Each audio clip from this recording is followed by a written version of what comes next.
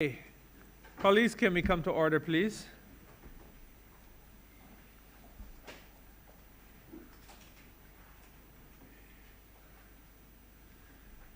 When we took the luncheon interval, we were discussing the 7th schedule, or page 66 of the hard copy of the bill, and we were paying some attention to the matter of administrative penalties. To that we shall revert. Mr. Alexander, are you with me? Yes, please, I am. Okay. Yes. So the question then is, having heard Mr. Barrow, he did not take any issue with the penalties, but did indicate that he felt that there was some desirability for us to be mindful of the difficulties of the time, and that you didn't want to drive people who may have to pay a penalty to do things that may be a bit extreme in an effort to meet that requirement. And I tend to agree. So we were looking at, sorry? I am not in full agreement. I would like Robert to speak on the matter. You would like, sorry? I would like Robert Maloney to speak on the matter. Okay, fine. Right? Okay, yes, please. Yes, pleasant good afternoon once again, distinguished Parliament. Again, I am in agreement with the President. Any forms of licenses would be a means of maintaining order. And as Valentino had identified earlier, is that we don't have a problem with the fees stipulated in Schedule 7. These would be reasonable. We don't want to put it too low that a person would be able to tell themselves, well, I could break it if I have a permit or don't have a permit. Once I could pay a little bit of money because it would now not be a penalty of right, it would be just a little civil penalty and not a criminal penalty. So it would be good to keep them at these numbers, that it would become a deterrent to pure persons, and they would just look to do the right thing, which is to get the permit, continue to maintain the permit. So it'd be much cheaper to pay the $100 or whatever is required for the permit, where you would know that you can ply your trade legally and without the necessary harassment or free from certain harassment.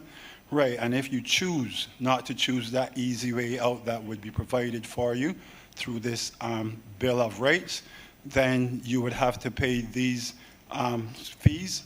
And hopefully that will deter you, that you would hopefully look to regain a permit if that is allowed through the committee and do what is right. So again, we find that it is reasonable, not that in the sums of the money, but as in a form of a deterrent from breaking the law. Understood and appreciated. Are there any other views on the matter on your side, Mr. Alexander?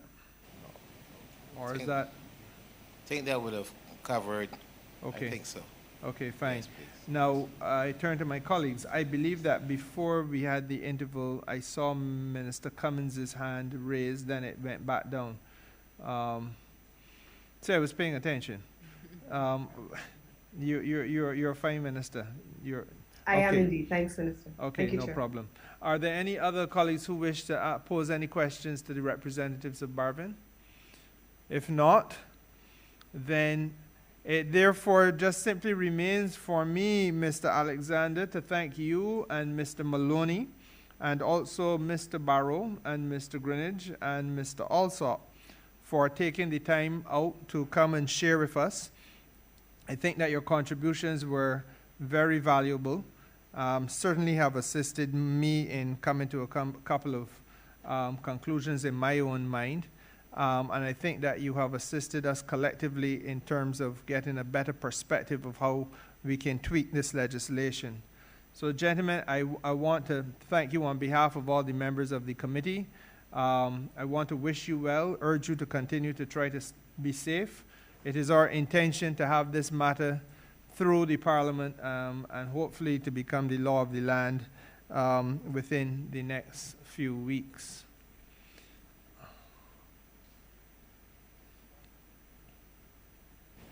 to thank this Parliament for inviting us to have a say on the policy and to give our input, whether it's to agree, to disagree, or to give suggestions. We are very grateful for the initiative, and we are very grateful for the invitation and the extended invitation to more of our colleagues than normally attend. We are very grateful for this honor in representing vendors at this level and having an input on the policy of the national vending policy that will be hopefully rolled out pretty soon and take, how should I put it, effect as soon Yes. as possible. Yes. Thank you very much, Mr. Barrow. And what we will now do, colleagues, is to have a very short adjournment, suspension, so that the necessary protocol can be followed as one party giving evidence leaves and another one comes in. So I will ask for a motion of suspension, 2:25 now, that we reconvene in 10 minutes at 2:35. Moved by Minister Humphrey, seconded by Senator Wiggins. Thank you very much. Motion carried. 2:35 we shall reconvene.